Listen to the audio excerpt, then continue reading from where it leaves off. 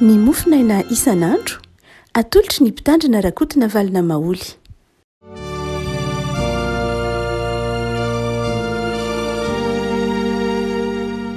Falmerahaba tsika revako malalatra ity talata voalohany volana jona ity, volana fahena sady amin'ny taona tsika revako malala, mizakazaka ny fotoana misasaka ny taona ary na dia teo aza ny fahasarotan-javatra na eo ary mbola eo moa zany ny varanaretina dia tsapantsika ny fahasoavan'ny tompo ka mitantana sy mampahery antsika ary tsapantsika ho eo akaikitsika eo anatin'ny firimirimy fotoana ny fahasoavan'ny tompo.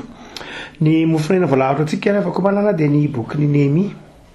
Néhémie toko fahasivy andiny faharoa amby telopolo ka hatramin'ny andiny fito amby telopolo. Néhémie toko fahasivy andiny faharoa amby telopolo ka hatramin'ny andiny fahafito amby telopolo. Fakitsika amin'ny anaran'i Jesosy. Ko ankehitriny ry Andriamanitra io, Andriamanitra lehibe sady mahery no mahatahotra, izay mitandrina ny fanekenao sy ny famindramponao. Aoka tsy ho kely eo masonao ny fahoriana rehetra izay nanjoanay, dia ny mpanjaka anay sy ny mpanapaka anay sy ny mpisoronay sy ny mpaminany ary ny razanay dia ny olonao rehetra. Hatramin'ny andron'ireo mpanjaka ny Asirika mandraka androany, ianao no marina tamin'izay rehetra nanjoanay, fa marina ny nataonay, fa marina ny nataonao, fa izahay ny nanao ny ratsy. Ary ny mpanjaka anay sy ny mpanapaka anay sy ny mpisoronay ary ny razanay dia samy tsy nahakato ny lalanao na ny ain'ny didinao sy ny teny vavolombelonao izay na nanaranao azy mafy, fa tsy nanompo anao teo amin'ny fanjakana izy sy teo amin'ny ampen'ny zava-tsy nomenao azy, ary teo amin'ny tany malalaka sy lonaka izay nomenao eo anoloany, sady tsy niara tamin'ny ratsy fanaony. Koa indreto andevo izahay izao, ary ny amin'ny tany izay nomenao ny razana hinananay ny vokatra sy ny soa avy aminy, indreto andevo eto izahay, ary mahavokatra be izy kanefa ho an'ireo mpanjaka izay notendrenao hanapaka anay noho ny fahotanay ihany izany. Eny, manapaka ny tenanay sy ny biby fomponay araka ny sitraponay izy, ka ho zonim-pahoriana mafy izahay. Ray masonao manomasinana ny fahamarinana ny teninao fahamarinana. Amen. Fitarainana omba mpibibahana nataon'ny Néhémie ry havana ity eto ampelantanantsika no vakitsika tamin'ny mofinaina ity. Ny fanarenam-pirenena tao ambadiky ny fahababona no azo lazaina ho amtinana ny boky Néhémie. Ny fahasarotana zany fanarenam-pirenena zany, fahasarotana amin'ny lafiny ara-panahy, ara-piarahamonina, ara-toetsaina, kanefa tsy ampy tamin'ny Néhémie ny miteny fotsiny manao hoe mila miova toetsaina ny olona, satria misy toetsam-piarahamonina n'olo vana avy any amin'ny fahababona mbola tavela tao amin'ny zanak'Israely miverina avy any amin'ny fahababona tamin'ny andron'ny Néhémie. Tsy ampy ny filazana fotsiny manao hoe mila miova toetsaina, mila miova fisainana, mila miova fihetsika, mila miova fanao, fa misy lafin-javatra ilaina vao afaka manovo zany toetsaina zany. Tsy ny teny, tsy ny fihetsika fotsiny ihany no miova ho azy, fa misy zavatra sarotra ovana mihitsy, misy zavatra tsy mora miova aminy, ary nefa takiny ny toe-javatra ilay fiovana, dia misy fomba na fitaovana nampiasain'ny Néhémie manokana mba hanamorana izany fiovana zany. Ohatsika hoe antso na taraina ho amin'ny fibebahana ny bokin'ny Néhémie. Eto ampelantanantsika ity toko fahasivy ity. Raha toa ka jerena tsara dia roa no nitarika ireo tarika ny fiainany zanak'Israely zany fiainam-pirenena tany amin'ny Palestina taoriana fahababona, dia Ezra sy Néhémie. Ezra mpisorona, Néhémie laïque gouverneur, atao hoe mpanao politika na l'administrateur civil ohatra, tsy maninona. Zany hoe olona mpandraharaha, mpitantandraharaha. Samy tia tanindrazana izy ireo, ny Ezra dia niompana betsaka tamin'ny fanarenana ny tempoly sy ny fivavahana. Ary Néhémie kosa dia niompana tamin'ny fanarenana ny manda, zany hoe ny toe-karena, ny fandriam-pahalemana, fandaminana momba ny fambolena, ny tany sy izay rehetra eo aminy. Ary dia amin'izao fientanana na fanentanana atao Néhémie izao dia tsotra ny fampimirana na équation izay namahany Néhémie ny olana dia izy manao hoe manomboka amin'ny fibebahana. Ny fibebahana no afaka manova toe-tsaina, ny fibebahana no afaka manova fomba fisainana, ny fibebahana no afaka manova fihetsika, ny mibebaka no afaka manova zavatra. Tsy dia mahagaga loatra araka izany raha ohatra ka amin'ny bokin'ny Néhémie na indrindra ity eto-piazanantsika ity dia ny fibebahana no fiantombohan'ny zavatra rehetra. Lahitra no mitahaka eto Néhémie, saingy ny zavatra ara-panahy no nentiny milony ny zavatra ataontsika hoe ara-nofo na ara-tsaina. Raha ohatra ka mijeritsika ny fanarenam-pirenena ohatra dia ataontsika hoe fanarenana maro samihafa taty Afrika dia misy karazan-javatra maro samihafa ny lalovana, misy tahirikevitra maro isan-karazany tandrovana na ny soratana mba hoentina manarina firenena indrindra ny ara-toe-karena hatramin'ny hoe ny politika macroéconomika, microéconomika, ny sy ny sisa rehetra dia izay fitaovana sarobidy. Fa tamin'ny Néhémie dia izany rehetra zany dia mety ho tsy ahitambokatra raha tsy miverina amin'Andriamanitra ny mpanompon'Andriamanitra na ny vahoaka. Ary izay fiverenana amin'Andriamanitra izay no atao hoe fibebahana eto. Néhémie zany dia nanao antsoavy eto manao hoe alohan'ny anarenam-pirenena nge na ao anatin'ny fanarenana ny firenena, ao anatin'ny fanjanahan-tany, fanjanahan-tsaina, fanjanahan-karena izay sedrainay Andriamanitra dia te hiverina aminao aloha zahay. Ny fibebahana zany no voalohany atao Néhémie, lasa lohany rehetra mety ho fandaminana raha rehetra, fandaminana sy kenkenina maro samihafa, na fandrarana io, na tany io, na fiarovana io, na toe-karena io, na fambolena io, na fipina io dia miainga amin'ny fibebaham-pirenena aloha. Ary tsy hoe fibebaham-pirenena fa manomboka any amin'ny mpanjaka. Nasesiny Néhémie tsara. Ozy manao hoe ny mpanjaka, ny mpanapaka, ny mpisorona dia ny vahoaka. Dia ozy manao hoe miainga any ambony zany ilay fibebahana. Miainga any ambony zany ny fibebahana, tsy hoe miainga fa ty amin'ny fototra hoe mibebahana reo mantsy ny vahoaka, fa miainga any amin'ireo izay ataontsika hoe mpitondra, ireo olon-dehibe ao anatin'ny fiarahamonina, ny mpanjaka, ny mpanapaka zany ireo mpitondra isam-poko na isam-pirenena,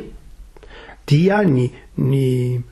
mpitondra fivavahana mpisorona io izay mandamina ny raharahara-panahy isan-karazany raha teo koa mila mibebaka koa reny, dia ny vahoaka. Hoy Néhémie hoe ndreto zahay Andriamanitra miara-mieky fa nanota niala tamin'ny didinao, niala tamin'ny lala-marina. Ary dia ireo afaka malala manazava zany Néhémie amintsika fa ny fanarenam-pirenena dia manomboka amin'izany fahatserovan-tena nisy anambaratongo zany. Ny mpitondra, ny mpanjaka, ny mpanapaka, ny fiangonana dia ny vahoaka. Fa nahoana ny zava-dehibe ny fibebahana ry havako? Nahoana ny zava-dehibe ny fibebahana? Raha-manarenana raha-toe-karena tiresahana. Jereo tsara fa ny olana izay apetraky Néhémie dia ozy manao hoe mafy ny fahorinay, 2:20. Aza atao kely io masonao ny fahorinana anjoanay, ary fahorina efa ela dia zany hatramin'ny andron'ny Asiria. Ilay saritsaina fa tamin'ny andro teneniny io tamin'ny andron'ny Asiriana. Zany andron'ny Asiriana zany any amin'ny 2:700.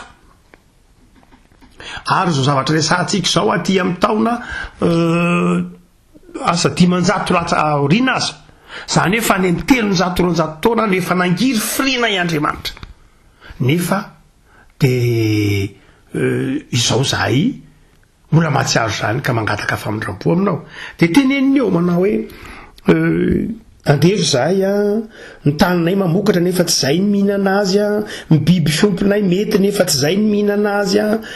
mahavokatra be zahay manana zay fa tsy zay ny mihinana azy miasa zay fa tsy zay ny mioty azy dia zarehetra dia taraina nemy nefa tsy ireo tsara fa tsy vahaolana raha toe-karena aloha nety nemy fa vahaolana ra-panahy fibebahana nahoana no ny fibebahana no vahaolana alohan'ny zavatra rehetra afako raha toa ka mamaraka tsika zao metra-panontaniana ataovy eo amin'izao andro ianantsika zao ka mitodika amin'ny atao hoe mpitondra mpitarika mety mpanjaka ve sa mpitondra firenena ve sa mpitondra fikambanana ve sa mpanao politika ve sa filoam-pianakaviana ve sa sefim-pokotany ve sa ray aman-dreny eo amin'ny tokantrano sy ny fiarahamonina ve atao ve mpitondra fotsiny dia metra-panontaniana tsika manao hoe inona kay no tokony ho toetra ny mpitondra na za toetra voalohany heverinao mahamaika anao takinao amin'izany antsoiny hoe mpitondra dia ny voalohany zay mety ho tenen'ny olona dia ny mpitondra kosa aloha tokony olona endry ino amin'ny atao endry dia ny endry dia mety olona mahafantatra ny ataony kosa aloha izy mahafantatra ny ataony kosa izy mahafantatra na koa hoe olona mahay miaino na ina koa no ataona mety hoe mpitondra azy ary mpitondra any koa aloha aminay dia olona tokony olona marandry-sainy zany tsy olona donendrinendriny zany ka hoe efa milatsaka le zavatra vao mitady vahaolona fa tokony olona mahay melo lalana ny olana zany anelohan'ny olana zany fa tsy anerinana ny olana hoe milatsaka ny olana vao mitady vahaolana fa manao zay tsy latsahan'ny olana mihitsy zany ny antsoina hoe mpitondra ina koa mety ataona hoe ataoko nataona hoe mpitondra le kosa aloha na dia sao dia mety tena olona tsy fantatro engale mba tsisy nao zany olona tsara bikitra tsara tare na inona koa reny mety ho mpitondra tsy fantatro engale koa tsy teviny hoe dia olona manam-bola fotsiny asa tsy fantatro fa ny raha no metrahana fanontaniana dia ny mpitondra ny mpanapaka dia olona mibebaka olona ny bebaka olona ny ovafo fa nahoana ka ny zava-dehibe ny fibebahana sy ny fiovampo ary zary toetra takiana amin'izay rehetra mitondra na zay rehetra manentana na zay rehetra mitarika eo anivo ny fiarahamonina na mitoerana misy atsika rehefa koa malala mazava tsara fa ny fibebahana dia ara-bakteny dia fiovana toe-tsaina fiovana toe-po fiovana fomba fisainana fiovandalana mihitsy ary raha toa ka jerena dia izao ry afako malala ny mpandinika rehetra dia manaiky aty Afrika raha mijery ny fiainana aty Afrika tsy andeha lavitra fa io mba akaiky antsika dia izao ireny zao olana ny Mali vao momba ny olana ny Mali tamin'ny Birmanie moa mbola ioerantsika mahita io manerana ny Afrika na ataoko hoe raha-pahamibetsaka aty amin'ny Afrika aty ambanin'ny Sahara dia mahita zany olana zany mandrakariva dia rehefa mandinika ireo olona rehetra dia mana ny akabeazan'ny mpandinika ireo politologue dia manao hoe matetika ny olany mpitondra ty Afrika na ny olona entina ty Afrika na mpanao politika io na mpitarika io dia izao tsy ampy finiavana izy zava-dehibe ny antsoina hoe volonté ary ny raisany ataontsika hoe olona rehetra zay mahafantatra ny antsoina hoe fanapahana na fitondrana na tsy amin'ny lafiny ara-politika ihany io anafina mpiarahamonina fa na amin'ny lafiny ara-piangonana aza na amin'ny lafiny ara-pianakaviana aza dia izao ny zava-dehibe ny antsoina hoe finiavana ny volonté ilay volonté tsy le hoe safidy loatra fa ny safidy eo fa lay fahafahana sy finiavana fanapa-kevitra hanao lay zavatra nofidiana sy fantatra fa tsara lay hery-tsafidy lay herim-panahana tanteraka lay zavatra heverinao tsara heverinao mety zay natao hoe finiavana dia malagasy hoe finiavana dia avy amin'ny teny hoe ina dia izay midika hoe nazao nateny hoe minia dia na koa hoe manao iniavana nia zany dia midika hoe zavatra lay fanapahan-kevitra lay finiavana lay ataontsika hoe fiezahana na fizorana amin'ny hanatanteraka ny safidy hanatanteraka zay everina ho tsara. De tsika manao hoe olana lehibe mihitsy indray ny aty Afrika na misehatra maro samihafa ny hoe mpitondra mety tsy manam-piniavana, na ray aman-dreny tsy manam-piniavana, na mpitarika tsy manam-piniavana, na mpaneta-piarahamonina, mpanetsy-piarahamonina tsy manam-piniavana. Aza donona fa tsy mety be dehibe ny toetra takina amintsika rehetra. Mpitarika, mpitondra, mpanetana, mpitaiza fa izao ny zavatra voalohany dia izay finiavana izay. Ary io no mifandray amin'ny fibebahana, ny finiavana. Ny farany hitan-tsaina mety mahana farany hitan-tsaina ingeny olona, mety betsaka ny olona mahana farany hitan-tsaina.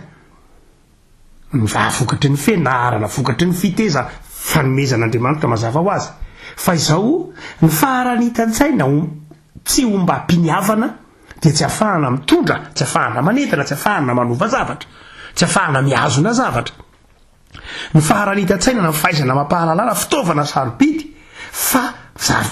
mandehila raha ohatra ka anatin'ny fientanam-piarahamonina na fanentanam-piarahamonina tsy miaraka amin'ny finiavana. Zava-dehibe ny farany hitan-tsaina fa tsy ampy. Mety ho zava-dehibe koa ny tsy fantatro ny fahendrena fa tsy ampy. Raha tsy eo ny finiavana, mety ho fantatrao ny hoe ty mety ty tsy mety, fa zao raha tsy manam-piniavana ianao lay fanapahan-kevitra, lay volonté hanao an'le izy dia tsy mahavitiny inona. Mety ho mahana zavatra maro samihafa koa anao, tsy ho fantatro mety ho malemy fanavy fa tsy manam-piniavana, mety ho tsy fantatro mety ho tsara fanavy, mety ho betsikitsiky ve, mety ho ahoana ve fa tsy manam-piniavana. Zava-dehibe zany antsoina hoe finiavana na volonté amin'ny zavatra rehetra zay hoentiny atao hoe mpitarika an'izany izy io na orinasa any hoentina. Dia eo no mamarina lay tenin'ilay empereur anankiray antsoina hoe Marc Aurèle. Marc Aurèle dia empereur tany amin'ny taona firy moa zany 20 tany any tateokinan'i Kristy.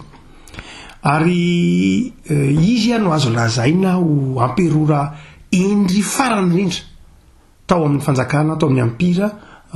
romana. 5 no empereur fantatry ny tantaran'ny ampira romana fa indry dia ity rangahy Marc Aurèle no azo lazaina farany rindra. Ary teo amin'ny mihitsy ara no farana ny azo lazaina hoe famille piratany fanjakana romana ny antsoina hoe Pax Romana. Atao inona zay dia nanomboka ny korotana sy ny tahaka izany. Misy foroana tsara manokana ary any izay miresaka film mihitsy ao ambadiky Marc Aurèle. Rona tsara sy diso inona no teny izy iny 300 sa inona sa iny no teny lay tantara. Fa hotsika manao hoe Marc Aurèle dia niteny an'izao. Marc Aurèle manao hoe citation zany zay niteneny manao hoe vavaka. Marc Aurèle manao hoe Andriamanitro omeo ahy ny herim-panahy na omeo ahy ny finiavana, omeo ahy ny finiavana hanova izay tsy maintsy ovana, ary omeo ahy koa ny fahendrena na ny fahazavan-tsaina na ny fahatoniana na ny fanetretena hanaiky izay tsy azoko ovana, ary omeo ahy koa ny fahazavan-tsaina aizako manavaka hoe ity ny tsy maintsy ovana ka ilako finiavana,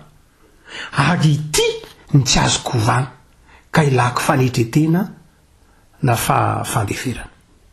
Zay ny vavaka Marc Aurèle. Omeo Andriamanitra ny finiavana fahako manova izay tsy maintsy ovana,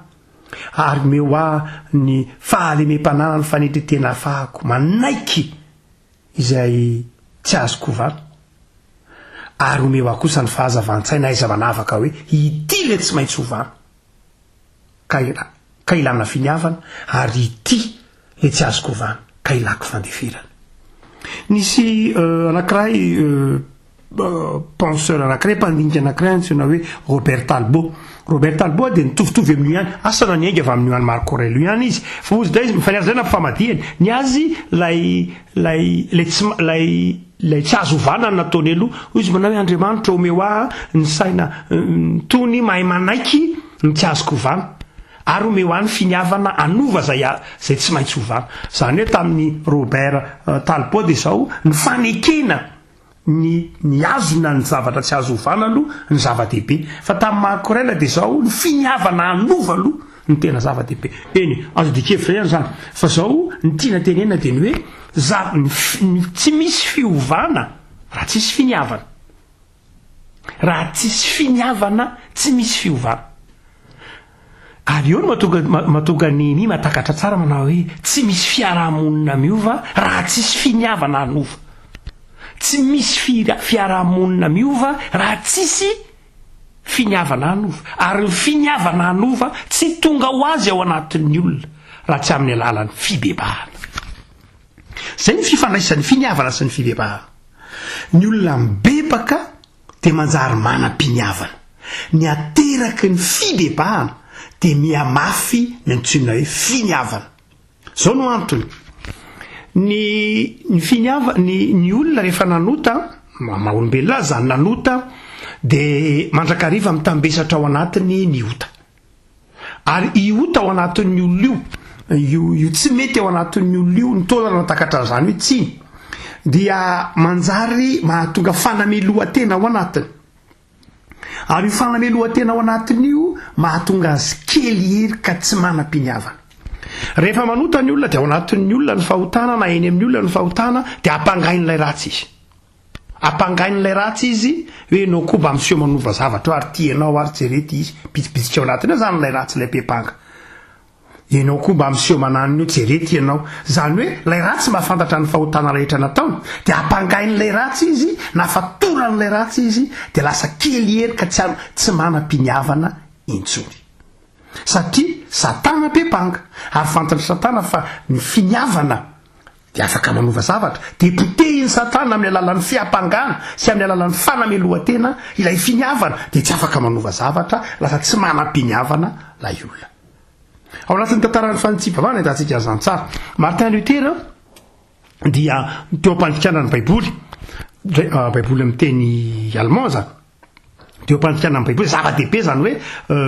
adika amin'ny teny razany olona ny baiboly Martin Luther nanao an'izany dia teo ampandikana ny baiboly izy amin'ny teny allemand no hitany satana hoy ny tantara ary satana rehefa hitany dia mazava ho azy manao ny masany satana azy izy miapanga ny Luther izy manakivy any Luther izy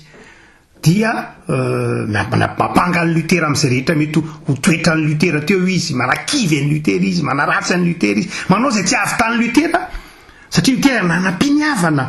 nanana vina dia nanam-piniavana hoe zao no izy resy lahatra no zavatra nataony izy satana kosa etsekilany nanao zay ahafoana zay finiavana zay hitan'ny Luther io dia nitroahany Luther tamin'ny ranomainty satria moa tamin'izany fotoana zany misy anain'lay karazana boaty kely reny dia misy ranomainty eo dia atsofoka koa le penina teto Madagasikara matadidy ny zokura matadidy zany hoe penina mpamosavy sergent major hoe dia misy anin'lay ranomainty iny zany amin'ilay tavoangy kely iny dia niraisin'ny Luther iny dia nitroahany an'iny satana dia mipetraka teo amin'ny rindrina teo mbola ao mandrakitiny an'io lay ranomainty nitroahany Luther any satana zay karazany hoe hitany teo zany Ohatry manao hoe ny fahotana dia manimba lay volonté manimba lay finiavana ny finiavana dia herim-panahy ataon'Andriamanitra atao anatin'ny olona lay finiavana dia ilay endrik'Andriamanitra ao anatin'ny olona amin'ny alalan'ny finiavana no ny ahafahan'ny olona manohy manana lay toetra n'ilay mahendrik'Andriamanitra fa rehefa nanota kosa ny olona dia mipotehiny satana io finiavana io ary dia manjary olona kamo ravoravo tanana ary dia tsy mahavita na inona mety manana fahazavantsainy hafantatra ny tsara fa tsy manam-piniavana anao ny tsara tsy manana herim-panahy anao ny tsara fa voafatotra ilay fahotana natao no zany dia zao fantatry Nehemia tsara zay izy Nehemia manao hoe na inona fanarenana atao na inona fanamboarana atao na inona tanjona fahatsarantanjona sy programa nasa atao rehefa tsisy finiavana de zao tsy vita io aza ny finiavana zany tsy tenenina fotsiny manao hoe manana moa finiavana tsy zany fa ny finiavana tsy maintsy ateraky ny fiovantsaina ateraky ny fibebahana zany de mahatonga ny olona mandresy ka ilay ota lay satanam-piapanga lay ota zay natao lay tsy fahatanterahana lay fahalemenisaka rasany de noentina tao amin'ny azo fijalian'i Kristy ka tsy afaka miteny tsony satana tsy afaka tsy manamelo tena tsony ny olona fa olona afaka mijoro tsara afaka miteny tahaka ny Paoly manao hoe manoatra noho ny mpandresy isika amin'ny alalan'ilay teatsika iza ny ampangan'olo Andriamanitra ny manamarina azy de amin'izay fotoan'izay mpandresy izy ary olona manam-piniavana ary rehefa manam-piniavana izy de afaka manova zavatra araka ny teneny Marc Aurèle teo hoe rehefa manam-piniavana de afaka manova zay tsy maintsy hovana satria rehefa manova zavatra tsy maintsy hovana ianao ilaina herim-panahy ilana ady zany misy ady zany de zao raha tsy ampy la herim-panahy de manjary tsy afaka manova tsy ampy ny herim-panahy satria betsaka ilay fanamelohan-tena sentiment de culpabilité vokatry ny fahotana betsaka koa ny fanamelohan-tena na fanamelohan'ny hafa vokatry ny fahotana natao afaka malalo eto atsika de manome famaritana tsotra fotsiny zao zany ny mieto manao hoe tompo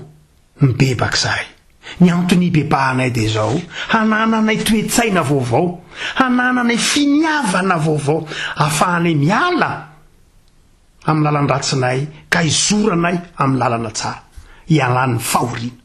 eo de mifandray tsara zany lay toe-karena sy lay fibebahana satria lay fibebahana de nahamafiorina lay finiavana lay fibebahana de nahamafiorina lay finiavana fiezahana anao tsara ary ny atraika tany amin'ny toe-karena zany lay fibebahana zay tsy afa-tsy akory fa reto zavatra telo reto mpamarana inona zany lay fibebahana raha toa ka ny fibebahana zany de manjary mahamafy ny finiavana ny fibebahana de manjary mitondra toe-tsaina vaovao de inona zany lay fibebahana dia ny fibebahana de io teneny Néhémie hoy izy manao hoe 9:7 ianao ny marina tamin'izay rehetra nanjoanay midingana voalohan'ny fibebahana de zao fanekena fa Andriamanitra ny marina fa tsy ianao fanekenao fa Andriamanitra ny marina ny lalan'Andriamanitra ny marina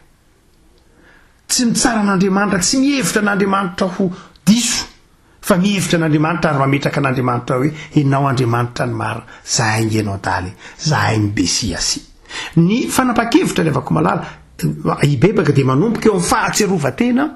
ho diso eo anatrehan'Andriamanitra tahaka n'ilay zanaka adala hoe tena diso lalana ny dadany marina zay le tenin'lay zanaka adala manao hoe de ody any amin'ny raiko fa any amin'ny raiko de zao jere any misy olona mampampanompo tsotra meny sakafo meniny za eto iteny de ody any amin'ny raiko de ody any amin'ny dada re avako malala hotsika manao hoe ny fibebahana de manomboka amin'ny fahatsapan'ny olona fa zao hoe izy ny diso izay zava-dehibe zay afako ray mantsy rehefa entiny ny fanamarina tena ny olona de tsy mahita itsony ny fahadisony fa mahita ny fahadisony ny hafa ary mety Andriamanitra koa raha de tsarainy ho diso ny fitondranao Andriamanitra ny tsy mety fa ny faharoa de zao boky Néhémie rehefa tsapan'ny olona ny fahatserovatena ny nanao ny tsy mety ny taha amin'Andriamanitra io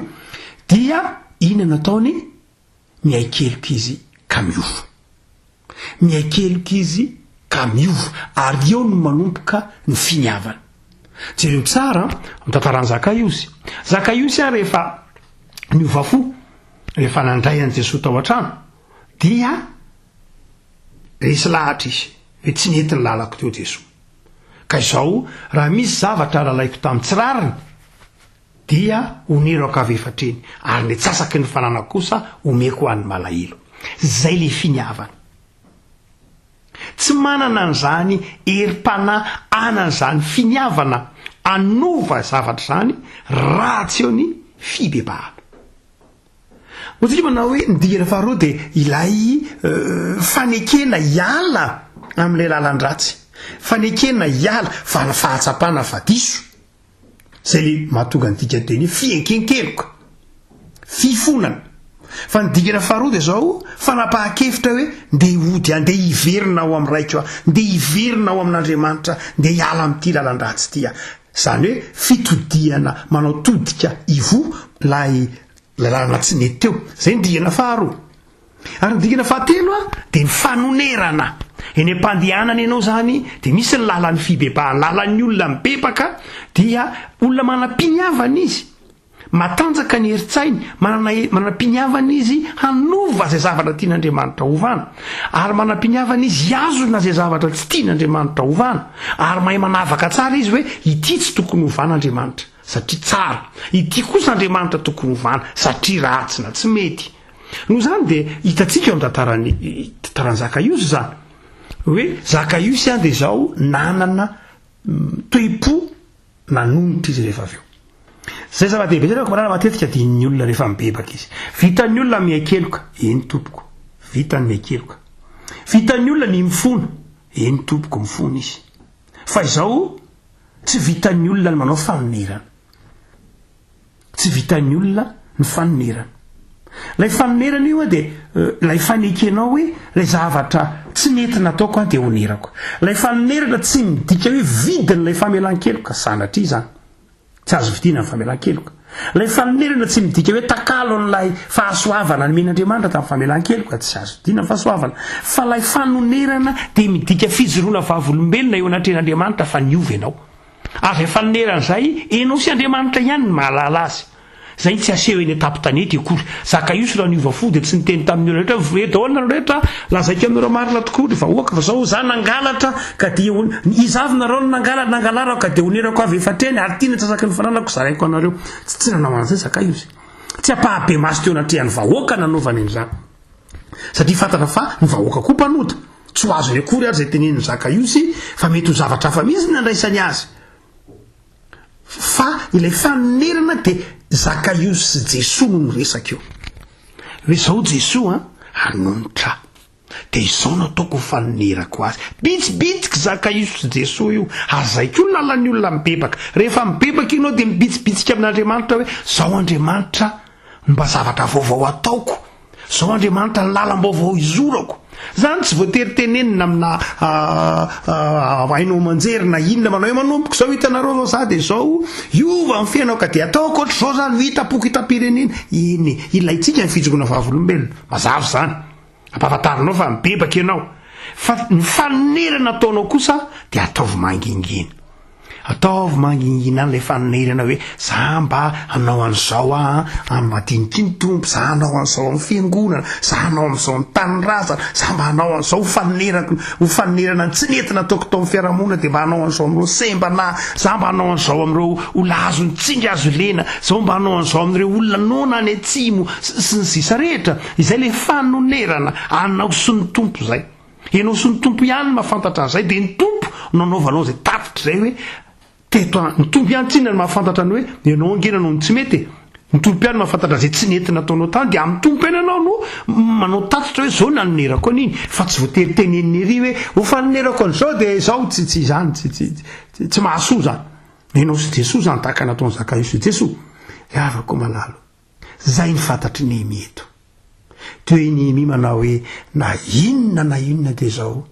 manoloana ny fahantram-piarahamonina, manoloana ny fahantram-pirenena dia ny fibebahana no izy. Fibebahana manomboka amin'izay fiverenana ny olona amin'ny lalan'Andriamanitra, amin'ny planin'Andriamanitra, ary fiverenana ny olona amin'ny ara-panamba hanana ny olona finiavana hanova zavatra hiala amin'ilay ratsy natao, ary hanana ny olona finiavana hanonitra mihitsy ary. Ay ny fibebahana. Avako malalo. Manao antsoavo amintsika reto ny mofinainana io. Tokony hibebaka sika. Nanova zavatra tamintsika ve ny zava-tsarotra. Ny endry Néhémie ny zanak'Israely nanova amin'ny fiainany. Nampisy fibebahana ny zava-tsarotra ny lalovany. Tenenany manao hoe tompo aza atao maivana ny fahorianay. Fa jereo mamindrafo aminay. Ary ny antsika novaranaretina ny lalovana nanova zavatra ve na mafy ny finiavana anao ny tsara ve na pisy finiavana hanova zay tsy maintsy hovana ve na pisy finiavana hanonitra ve afaka malala tsy mahazo metra-panontahina ianao hoe raha izany no tokony anao an'izany fa ny tsirairay ny tokony anao an'izany tsy nitaonana zany tsika tsy andinianao ny hafa akory fa andinianao ny tenanao hoe manomboka eo aminao nanahoana ianao sy ny fifandraisanao tamin'Andriamanitra fa tsy miteny hoe raha anina zany ngamba ny mpitandrina rehetra na ny mopera rehetra na ny mpitondra na ny mpanao politika mihitsy ny tokony hibebaka tsy iliavako malala teneniny io ny vahoaka marina loatra fa manomboka any amin'ny tompona ndraiky disa tokony fa izao ry avako malala izany a fibebahany zany de raharahan'ny olona sy Andriamanitra alovalohany indrindra raharahan'ny tsiray sy Andriamanitra mba hatonga ny tsirairanana fiainana vaovao sy finiavana vaovao amin'ny tompo de rehefa malala ivavaka sika de engany ny tompo amangy ny fanahinao amin'ny alalan'ny fanamasina hatsiarovanao tena hanananao finiavana vaovao hanananao herim-po vaovao hanananao fifaliana hiatrika ny isan'andro hiala amin'ny ratsy fa ny fibebahana ny voalohany ny antoboan'ny fanarenana sy fanamboarana ny fiainana isan'andro ny toe-karena sy ny fivelomana de aterak'izay ihany ivavaka sika tompo am'zoranao zahay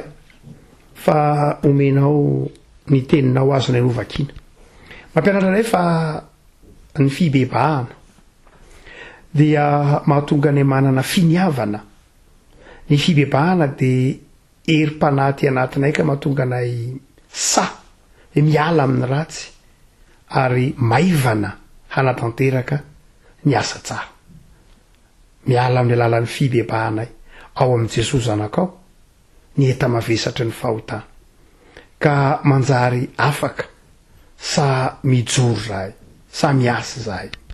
ary mini manao ny tsara tsy meloha ny satana tompo sotranao azy zahay hitanao ny fandram-pirenena hitanao ny olana isan-karazany de manome vahaolana anay ianao fa ny fifandraisanay aminao ny fibebahanay no lahamatoan'ny asa rehetra de vangioary ny fonay tompo amin'izay rehetra mety napalahelo anao na napalahelo ny hafa sy ny fiarahamonina nataonay de miaiky zahay fa ianao ny tsara zahay nany niala tamin'ny lalamaronao tompo meteza hitahiry anay ary vangio ny fonay ahaizanay mandeha amin'ny lala mahitsy amin'izao avy zao ao anatin'izao varanaretina izao de ako tsapanay fa tsy ny aretina ny tompony teny farany fa ny fanasitrananao aminao koa sitrano izahay sitrano ny taninay sitrano firenenay satria mpamindra fo sy mpamela helika ianao misaotra Jesosy amen.